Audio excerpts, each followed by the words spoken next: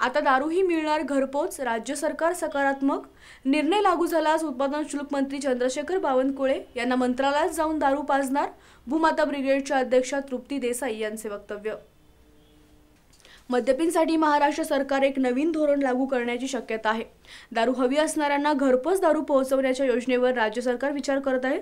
दारू उद्योगासाठी ही योजना गेम चेंजर ठरेल असा विश्वास उत्पादन शुल्क मंत्री चंद्रशेखर बावनकुळे यांनी बोलून दाखवला.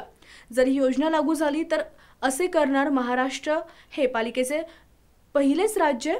ड्रिंक आणि ड्राईव्ह आणि रस्ते अपघात रोखणे हा या योजनेमागचा राज्य सरकारचा उद्देश आहे. दारू पिऊन वाहन चालवताना होणाऱ्या अपघातांच्या घटना वारंवार पाहायला मिळतात. यामध्ये अनेकांचा नाहक जीव जातो. हे रोखण्याचा सरकारचा प्रयत्न आहे.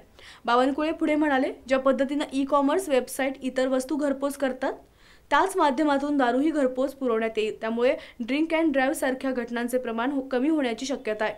घरपोच दारू पोहोचवण्याचा निर्णय जर राज्य सरकारने घेतला तर अनेक महिलांचे संसार उद्ध्वस्त होऊ शकतात.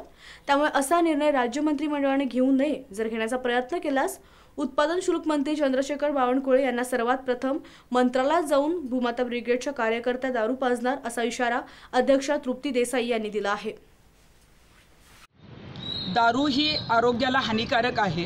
अनेक महिलांचे संसार दारूमुळे उद्ध्वस्त झालेले आहेत. त्यामुळे भूमाता ब्रिगेडच्या माध्यमातून आम्ही राज्यात दारूबंदी व्हावी यासाठी तळागाळात काम करतोय. आणि आता ड्रंक अँड ड्राईव्हच्या केसेस कमी करण्यासाठी घरपोच दारूची डिलिव्हरी देण्यात येईल अशा पद्धतीचं वक्तव्य उत्पादन शुल्क मंत्री चंद्रशेखरजी बावनकुळे यांनी केलेलं आहे. मला त्यांना सांगायचं आहे की अनेक संसार जे आहेत ते महिलांचे उद्ध्वस्त झालेले आहेत आणि घरपोच दारू दिल्यानंतर अजून या व्यसनाचं जे आहे ते प्रमाण जास्त वाढणार आहे. अशा पद्धतीचा कुठलाही निर्णय जो आहे तो राज्य मंत्रिमंडळाने घेऊ नये. आणि असा निर्णय घेण्याचा जर आपण प्रयत्न केलात ना बावनकुळेजी, तर सगळ्यात पहिला मंत्रालयात दारू आम्हाला तुम्हाला येऊन पाजावी लागेल.